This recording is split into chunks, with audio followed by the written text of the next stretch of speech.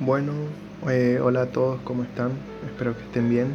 Y hoy nos toca la lectura del hueso etmoides. Como ya vimos en el video anterior que hablábamos describíamos el esqueleto de la cabeza, que no hay que confundir y decirle cráneo, cuando el cráneo solamente corresponde a los 8 huesos que forman el cráneo.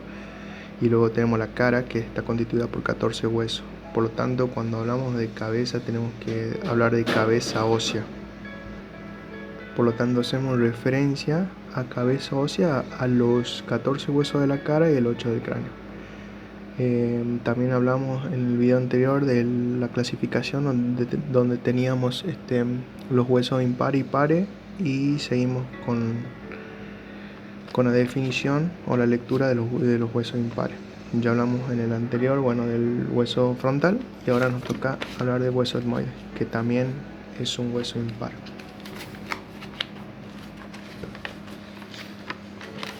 En este caso, el hueso etmoide está situado inferiormente en la porción orbitonasal del hueso frontal, o sea que se encuentra por debajo de la porción orbitonasal del hueso frontal.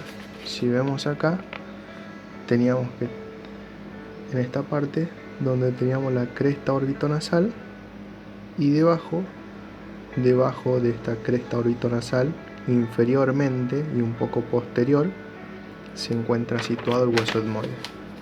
Por lo tanto, dice que se encuentra situado inferiormente a la porción orbitonasal del hueso frontal, en la porción anterior y media de la base del cráneo. Cuando hablamos de porción anterior y media de la base del cráneo, hablamos que se encuentra en la línea sagital del cráneo.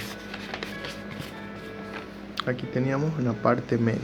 Seguimos, todos los huesos que son impares se van a encontrar en la parte media. Entonces, está en la porción anterior y media de la base del cráneo.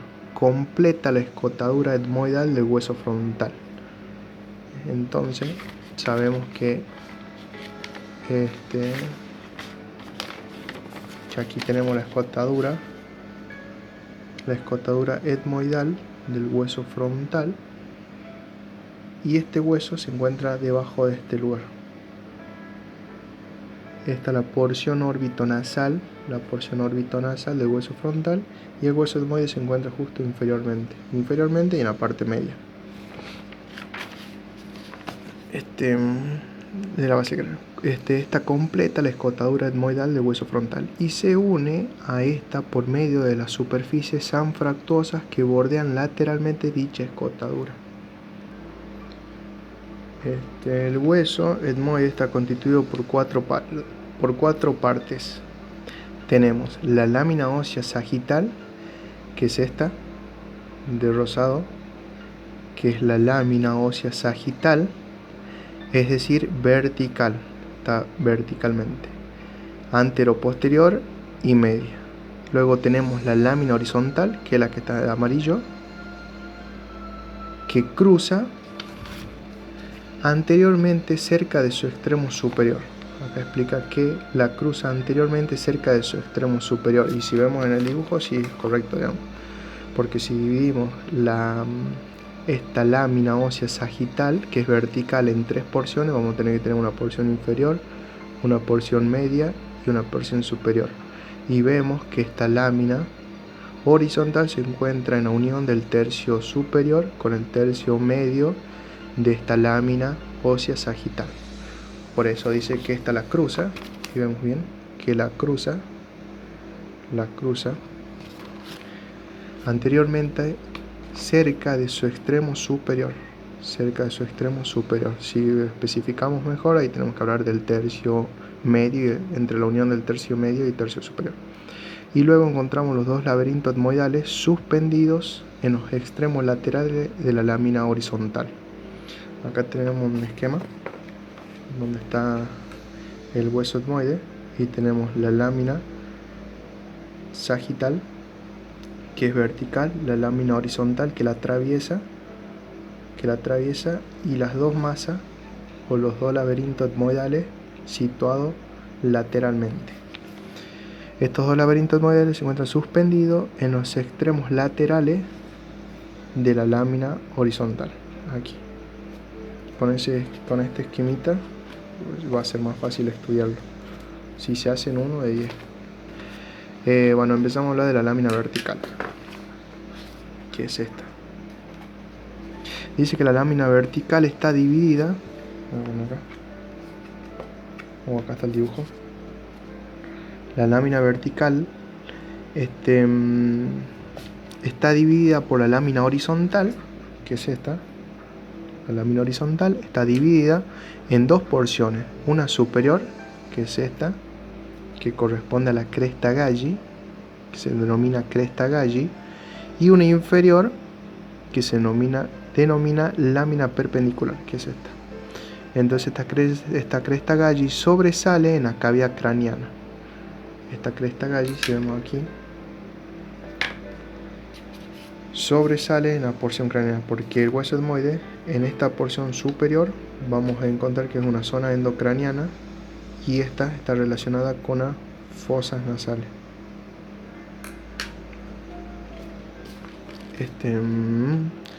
Esta apófisis, esta cresta Galli, esta apófisis es triangular. Si vemos bien, vamos a observar que tiene una forma triangular. Presenta las 2 caras laterales, una y del otro lado, las 2 caras laterales que son convexas, sobre todo anteriormente. Aquí en el dibujo vamos a ver mejor. Si hay un dibujo aquí, vamos a ver que son convexas. Las caras laterales son convexas, como hablábamos ya anteriormente.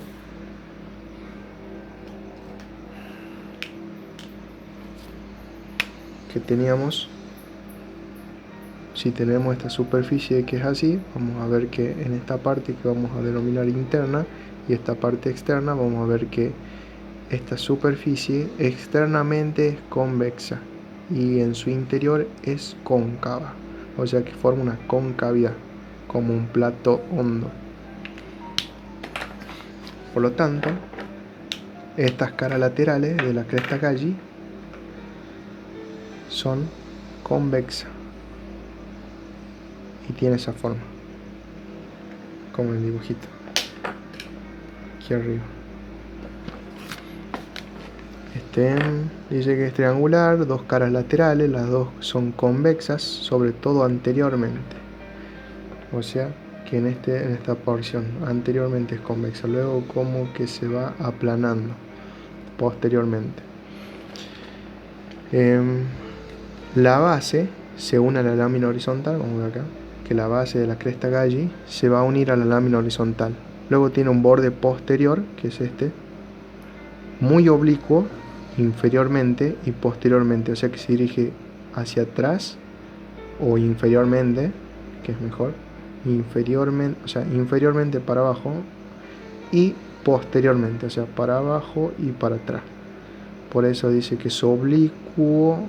Acá está recto, pero en realidad es un poquito oblicuo inferior y posteriormente, y termina en una cresta que se adelgaza progresivamente hasta el límite posterior del hueso etmoide, aquí. Entonces se adelgaza. Luego tenemos que se adelgaza progresivamente hasta el límite posterior del hueso etmoide, hasta la parte posterior del hueso etmoide. Luego tenemos el borde anterior, que es este borde anterior casi vertical, o sea que no es vertical, como vemos acá que no es vertical, sino que se dirige un poquito hacia atrás o hacia posterior. Dice que este borde anterior casi vertical, muy poco oblicuo, inferior y anteriormente. Muy poco oblicuo, inferior y anteriormente. O sea que describe desde aquí, desde el vértice, que dice que oblicuo hacia inferior y hacia anterior. Se articula inferiormente con el hueso frontal. Este es el que se va a articular con el hueso frontal que ya vimos anteriormente, en toda su extensión, por 2 crestas laterales, denominadas alas de la cresta Galli. Porque si acá no está, pero en este sector, en el borde anterior, si lo dibujamos, vamos a observar que una cresta galli tiene como dos alitas que le salen. Esas dos alitas de la cresta galli que tiene anteriormente se van a articular con el hueso frontal, y lo que van a formar ahí, lo que ya habíamos visto, que era el agujero ciego, que era un fondo de saco, forma de fondo de saco, como un bolsillo que no tenía comunicación hacia ningún lado. Ese se articula con el hueso frontal y forma esa anatomía, ese relieve. Se articula, bueno, dice que se articula inferiormente con el hueso frontal, viene en toda su extensión por dos crestas laterales denominadas alas de la cresta galli. Estas crestas limitan un canal que completa posteriormente el agujero ciego. Ahí lo que decíamos, el agujero ciego. El vértice es obtuso. Acá vemos que el vértice es obtuso y se inserta o da inserción a la hoz del cerebro. Eso es todo de esta porción, que es la cresta galli. Ya sabemos que tiene forma triangular, la base se inserta en la lámina horizontal, tiene un borde posterior, un borde anterior, habla del vértice y habla de la base, donde se inserta. Después que tiene forma triangular, dos caras convexas, y así vamos sumando más información. Luego tenemos la lámina perpendicular, que corresponde a la porción inferior, o sea que corresponde a esta porción. Si vemos, se hablaba que la dividíamos en una lámina ósea sagital, que era toda esta lámina ósea sagital se divide en dos porciones. ¿Quién la divide? La cresta horizontal. La divide en una porción superior, que es la cresta galli, y una porción inferior, que corresponde a la lámina perpendicular. Esta lámina perpendicular es delgada y a menudo está desviada hacia uno u otro lado. O sea que puede estar desviada un poco hacia ese lado o un poco hacia el otro lado, o no. Tenemos que decir su forma, y si vemos bien, presenta una forma pentagonal, o sea que tiene 5 lados. 1, 2, 3, atrás 4 y 5, la que se une a la base de la lámina horizontal. Por lo tanto es pentagonal. Sus dos caras están excavadas por surcos vasculonerviosos, especialmente numerosos cerca del borde superior. Si vemos acá, lo dibujamos. Entonces dice que está excavada por surco vasculonervioso en su tercio superior, y es pentagonal. Luego tenemos que el borde anterior se articula. Este borde anterior se articula superiormente con arista posterior de la espina nasal. Ya sabíamos que la espina nasal corresponde al hueso frontal, a una porción del hueso frontal, y esa espina, su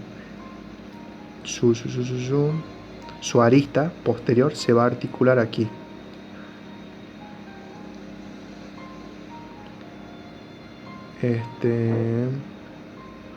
Inferiormente con los huesos. El borde anterior se articula superiormente. Así es. El borde anterior, vamos a ver que superiormente, o sea, en este pedacito, porque si vemos todo este el borde anterior, pero solo en la parte superior de este borde anterior se va a articular con arista posterior de la espina nasal del hueso frontal, e inferiormente, o sea, en este sector un poquito más abajo, con los huesos nasales. Por lo tanto, este borde anterior se articula con dos porciones anatómicas, o con dos huesos en sí, con una parte del hueso frontal y por debajo con los huesos nasales. Luego tenemos el borde anteroinferior, que es el anteroinferior. Tenemos un borde anterior y un borde anteroinferior porque apunta hacia abajo. Es oblicuo inferiormente y posteriormente, o sea que oblicuo hacia abajo y hacia atrás, o inferoposterior. Se une al cartílago del tabique nasal. Luego tenemos el borde posterior, que si vemos acá, es que se encuentra acá atrás. El borde posterior, que dice que es vertical. y se articula con la cresta esfenoidal del cuerpo del hueso esfenoides. Luego tenemos el borde póstero inferior, que es este que está acá abajo, el borde póstero inferior, que es su oblicuo inferior y anteriormente, oblicuo hacia abajo y anteriormente, o ínfero anterior, y se une al borde anterior del vómer, que es otro hueso. Luego tenemos el borde superior, que es este borde superior, que se confunde con la lámina horizontal del hueso etmoide, con esta lámina. Luego vamos a hablar, hablamos de la lámina vertical, que es toda esta, que tenía dos porciones, repasando la cresta Galli y la lámina perpendicular. Y ahora vamos a hablar de la lámina horizontal. Esta lámina horizontal, o también denominada lámina cribosa, porque está perforada, a eso se refiere, esta lámina cribosa o lámina horizontal. Y bueno, dice que es lámina cribosa debido a sus numerosos orificios que la perforan. Es cuadrilátera, si vemos, es cuadrilátera. Esta es cuadrilátera y se extiende desde un borde a otro de la escotadura etmoidal. La escotadura etmoidal que va a corresponder al hueso frontal. Su cara superior, o sea, esta cara superior es endocraneal, o sea que está en relación con el cráneo, y está dividida por la cresta Galli en dos porciones laterales. Estas están excavadas en forma de canales que las discurren de anterior a posterior y que se denominan canales olfatorios, que son estos. Estos son los canales olfatorios. Estos canales olfatorios. Luego tenemos que la parte anterior de cada uno de los canales presenta una depresión en la que descansa el bulbo olfatorio. Aquí vemos, lo dibujé acá, y acá. Entonces ahí en la parte anterior de estos canales olfatorios presenta una depresión, o sea, como una profundidad o un surquito o una concavidad donde va a alojar al bulbo olfatorio o descansa el bulbo olfatorio. Cada uno de estos canales olfatorios está perforado por orificios de forma, dimensiones muy diversas, irregularmente, diseminados por toda la extensión del canal. O sea que estos canales olfatorios se encuentran perforados, formada por distintos agujeros en toda su extensión, por donde van a pasar los filetes olfatorios del bulbo olfatorio. Luego tenemos que estos agujeros de la lámina cribosa son siempre más numerosos en la porción anterior del canal, o sea que en el sector anterior vamos a encontrar que son más numerosos. Ahora tengo otro dibujo. Tomo unos mates. Ya te le muestro. Acá tenemos el dibujo donde tenemos los canales olfatorios de ambos lados de la cresta Galli, donde vemos que en el sector anterior se encuentran con mayor perforaciones que en el nivel medio y posterior en ambos lados. Después también hay otro tipo de referencia donde dicen que se pueden encontrar estas perforaciones como en forma de lineales que se continúan o en forma o sea, como distribuido al azar, pero sí que en el sector anterior tenemos abundantes perforaciones.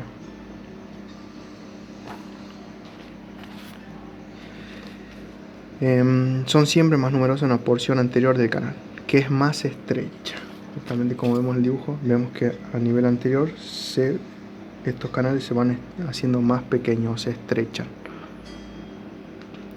que en la porción posterior, y son más numerosos y pequeños en la cara inferior que en la superior. Ello determina que cada agujero de la cara superior se comporte como una criba secundaria y se presente como una depresión cuyo fondo está ocupado por numerosos pequeños orificios. Les voy a explicar eso. Ahí dice que en la parte superior presenta numerosas perforaciones u orificios que son de gran tamaño, y si vemos por debajo esas perforaciones son más pequeñas. Por lo tanto, cuando observamos desde superior vamos a encontrar estas perforaciones grandes, pero si vemos bien, dentro de cada dentro de cada orificio vamos a encontrar que se van a observar los orificios de abajo, que los dibujé justamente ahí con lapicera, o sea que dentro de cada orificio superior vamos a poder observar orificios más pequeños que se encuentran en la cara inferior.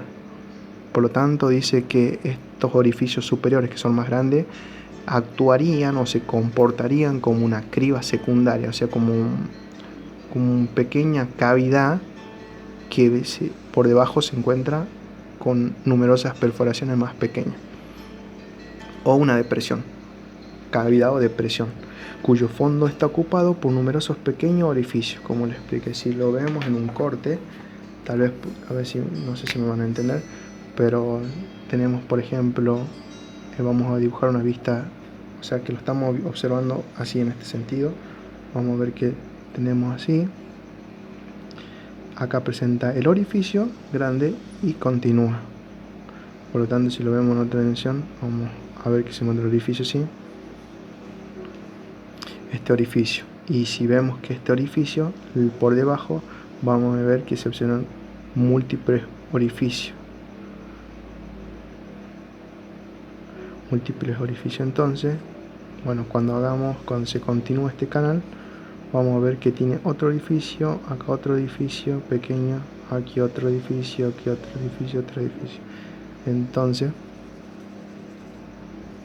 superiormente vamos a encontrar un orificio grande y por debajo orificios pequeños, como vemos ahí. Aquí tiene orificios grandes y con lapicera los orificios chiquititos, que son los que vamos a encontrar esos puntitos ahí abajo. A eso se refiere. Lo leo de vuelta. Dice que ello determina que cada agujero de la cara superior se comporte, bueno, acá dice, los agujeros de la lámina cribosa son siempre más numerosos en la porción anterior del canal, o sea, en la porción anterior, en este sector anterior, que en el posterior, son más numerosos, o acá en este dibujo, más numeroso acá que posterior. Y luego canal que se más estrecha. Dice en la porción que más canales, o sea, más agujeros anterior que posterior, y justamente anterior se hace más estrecho. Y dice que esos son más numerosos y pequeños que en la cara inferior, o sea que en la cara superior son más grandes, pero no tan numerosos, y a nivel inferior son más pequeños y más numerosos. Y bueno, ahí lo que le expliqué de la criba secundaria que forman los superiores. Ahora pasamos. Los agujeros de la lámina cribosa dan paso a filetes de nervio olfatorio. Esto van a dar paso a filetes de nervio, a excepción de dos agujeros denominados hendidura etmoidal, que vamos a ver acá, esto todo de negro. Tenemos uno que es el más cercano a la cresta Galli, que se denomina hendidura etmoidal, y uno lateral a la hendidura etmoidal, que es el agujero etmoidal. Estos dos agujeros ocupan el extremo anterior del canal olfatorio.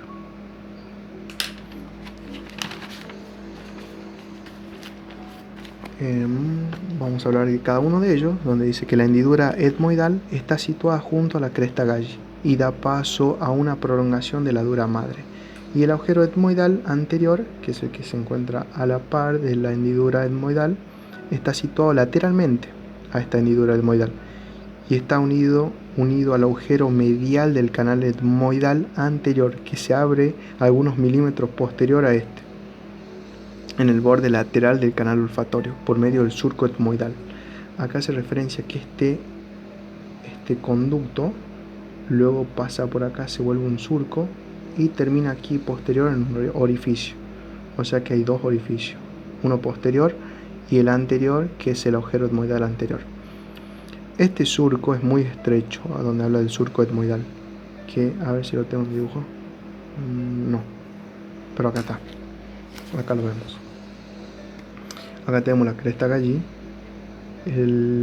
todo esto que corresponde al canal, que corresponde a los canales olfatorios, que es esto, los canales olfatorios, que se encuentran perforados por los orificios de ambos lados. Aquí vamos a ver que tenemos un canal, el canal etmoidal anterior y el canal etmoidal posterior. Este canal etmoidal anterior sigue su camino hacia anterior y un poco medial, convirtiéndose en un surco etmoidal y termina en un agujero etmoidal anterior, cerca acá dice, cerca, 1 milímetro posterior a este, o sea, cerca del agujero etmoidal anterior.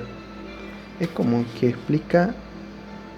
Yo entiendo que este canal etmoidal, ustedes me pueden decir después en el comentario si es así o no. Este canal etmoidal se continúa, como vemos en la imagen clarito, como un surco etmoidal anterior, sigue avanzando y termina en el agujero etmoidal anterior.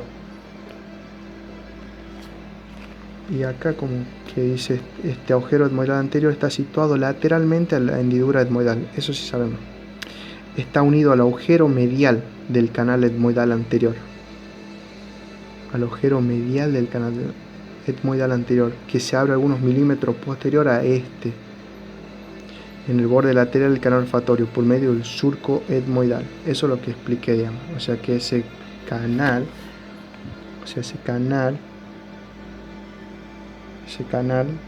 etmoidal anterior se continúa, se forma un surco y luego termina en el agujero etmoidal anterior, cerca de la hendidura etmoidal, que son estos dos: hendidura etmoidal y el agujero etmoidal. O sea que este canal se continúa, vuelve y desemboca en este agujero etmoidal.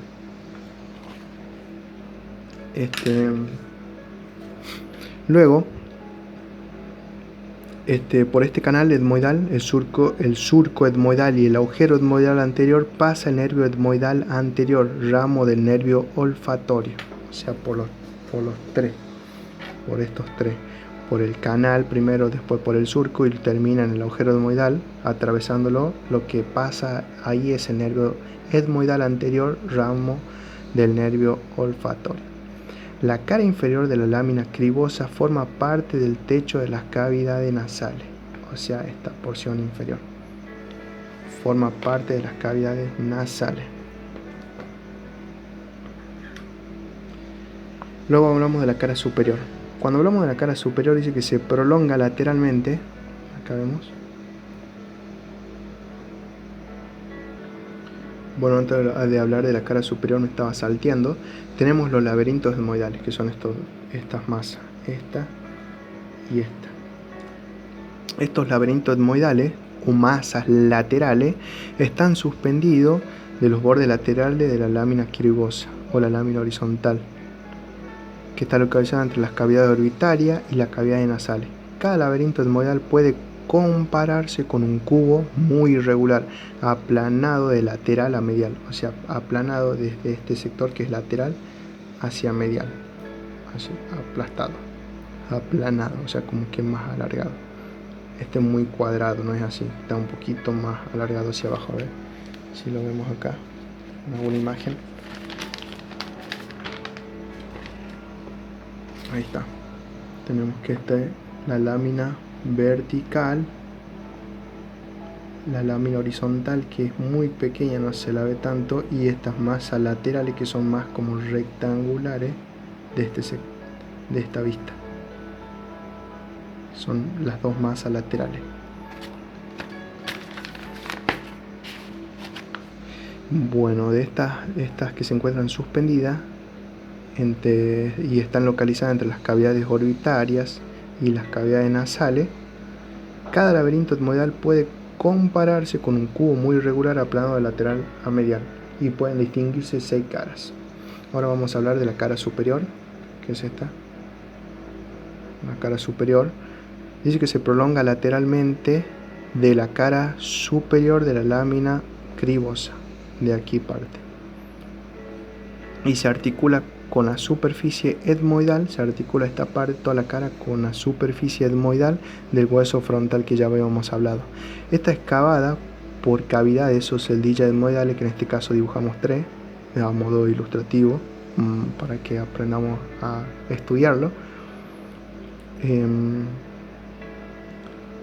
Que están recubiertas y completadas por las celdillas frontales. Bueno, estas cavidades se continúan o se están complementadas y recubiertas por las celdillas frontales, que son como las tapitas.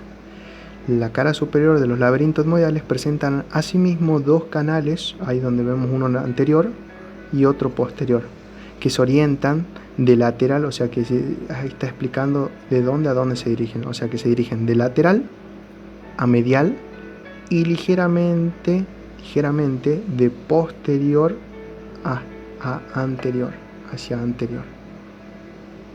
Estos canales se transforman en conductos etmoidales anteriores y posteriores. Claro, porque nosotros cuando hablamos del hueso propiamente en sí solo, aislado de los restantes huesos, esto no es un canal, sino que es como una...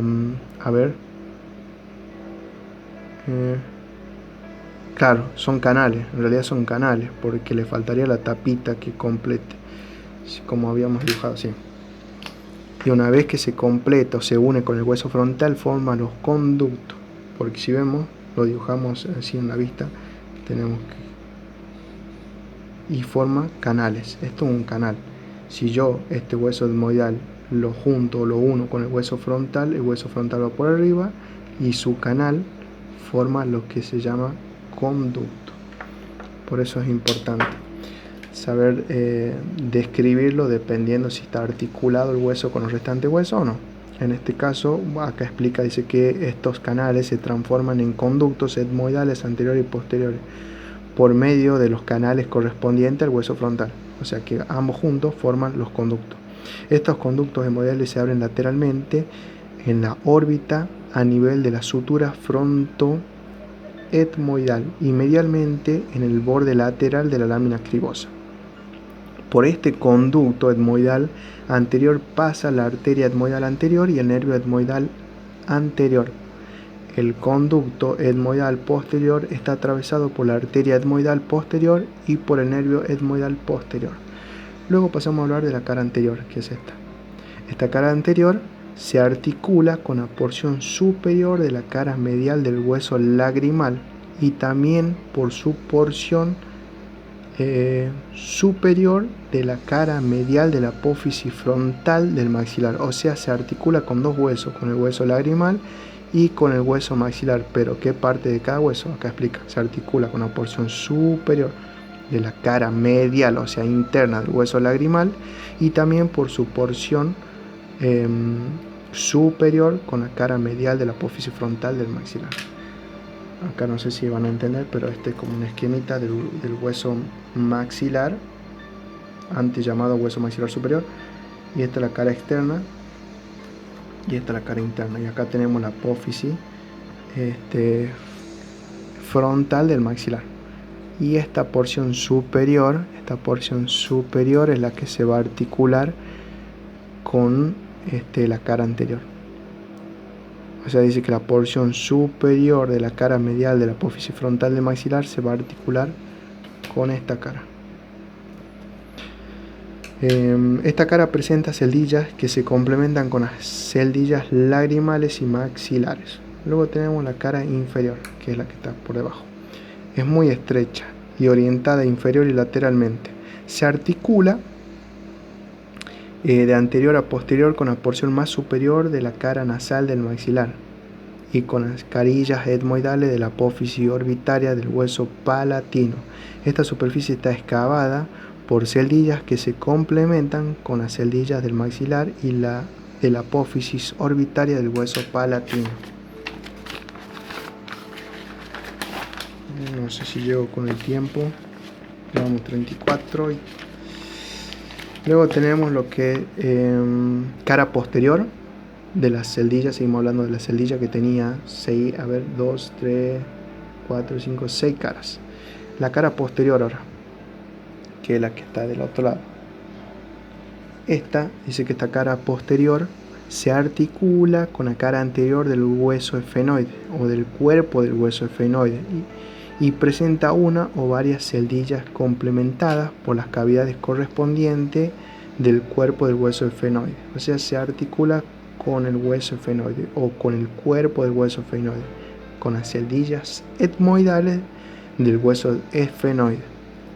Luego tenemos la cara lateral, que es cuadrilátera, que es esta cara de aquí, lateral, que es cuadrilátera, lisa y casi vertical. Limita lateralmente el laberinto etmoidal, por lo que recibe el nombre de lámina orbitaria, porque está en relación o forma parte de la órbita. Y dice que la cara lateral de los laberintos etmoidales forma parte de la pared medial de la órbita, y lo dice. Si vemos acá este dibujo, que es un dibujo de la órbita, vamos a ver que este marrón corresponde a esta porción, o corresponde a esta cara, a la cara lateral del laberinto etmoidal. Esta cara corresponde a esta parte marrón.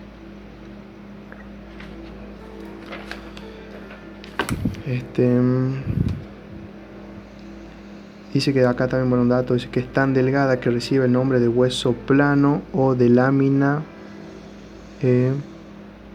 papirácea. Luego tenemos la cara medial, que es esta que está de este lado.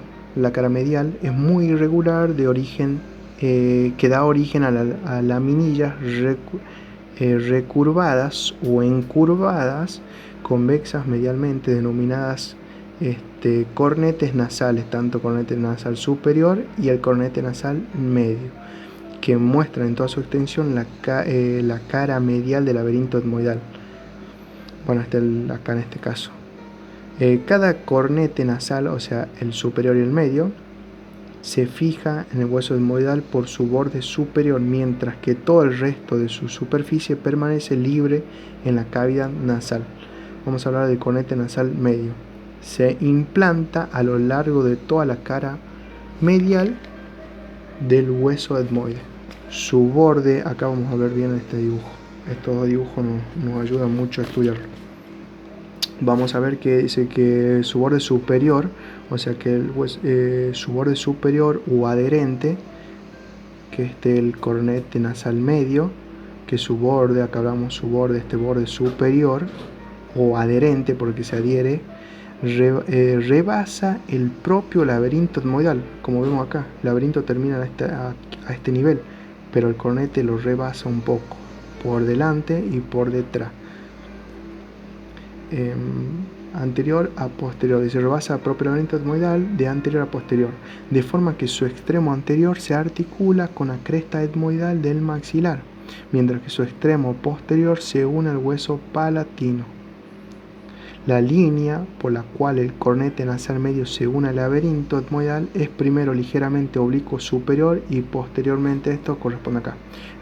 Para entender tenemos que mirar este dibujo, porque marca esta línea que está acá marca la línea de inserción del cornete medio, y esta línea de acá superior marca la línea de inserción del cornete nasal superior.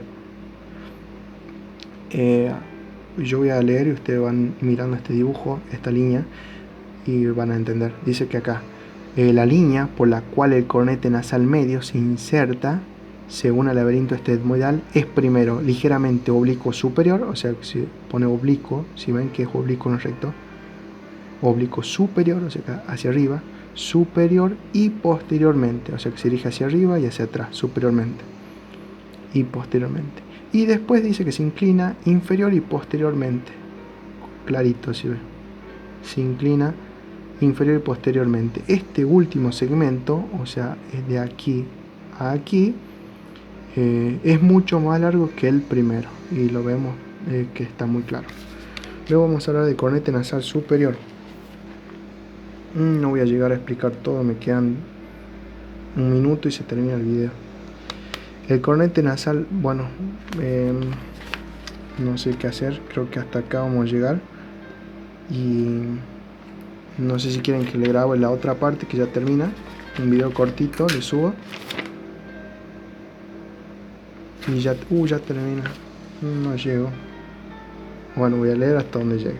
Tenemos el cornete nasal superior, queda esta hoja y termina. Dice que el cornete nasal superior, superior y posterior a la mitad posterior del cornete nasal medio. ¿Por qué? Porque se encuentra acá superior, o sea, si vemos la línea de inserción del cornete no, el video ya va a terminar, así que quedamos hasta el cornete medio. Queda explicar el cornete nasal superior y terminamos. Y bueno, una parte más del hueso etmoide, la parte, un par de detalle anatómico más y termina, porque comienza el hueso efenoide. Así que bueno, hasta acá nomás llegamos.